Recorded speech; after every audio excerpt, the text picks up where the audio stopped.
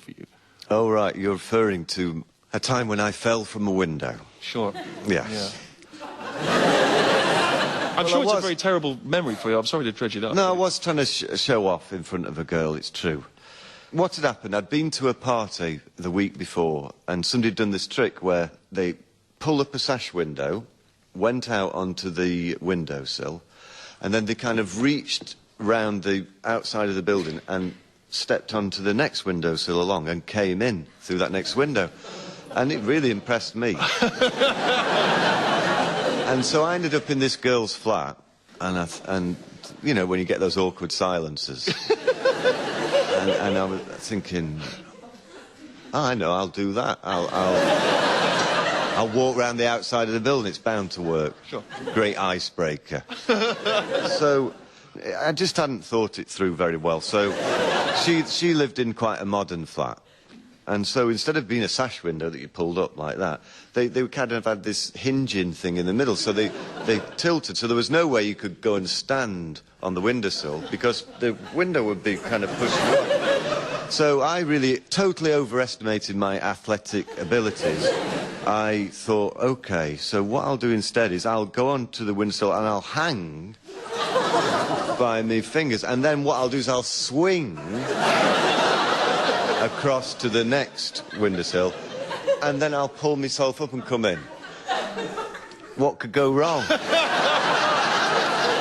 So she was saying, don't do it, don't do it, don't do it. I said, it's okay, it's okay.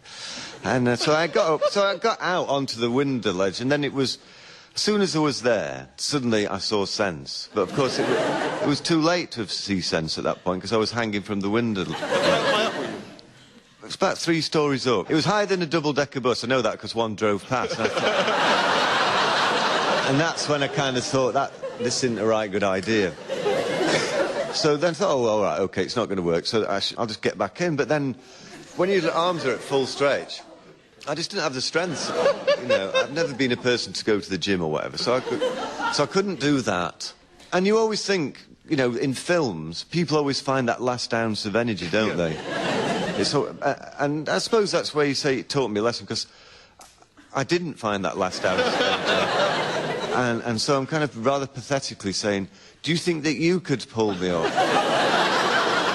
There is nothing sexier than a woman after pulling a man in. No. So then she said, no, not really. I said, well, have you got a flat? Is anybody else in the flat?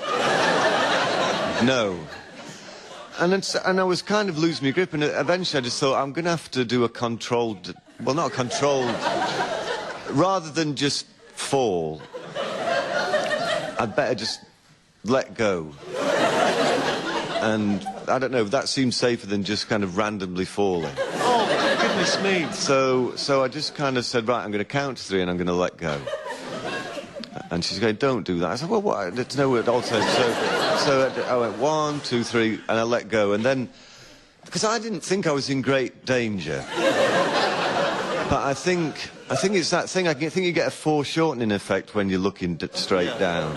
And I can remember thinking, it's taken quite a long time to get to the ground. And then suddenly, of course, I did make contact with the ground quite majorly. And I kind of tried to stand up, and it hurt a lot. And I just went, do you think you could call an ambulance, please? And so then she called an ambulance. And did she visit you in hospital? Well, it was a bit unfortunate, actually, because this girl had a history of kind of having fights with her boyfriends. So, unfortunately, the police thought that she'd thrown me out the window.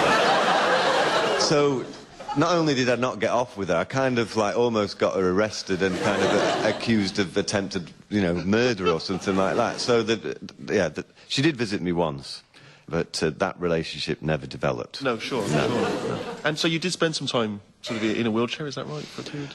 I think I was in hospital for 6 weeks, then in a wheelchair for a couple of months. Without wanting to make a bad pun, that kind of fall into the ground from the window did bring me down to earth a little bit.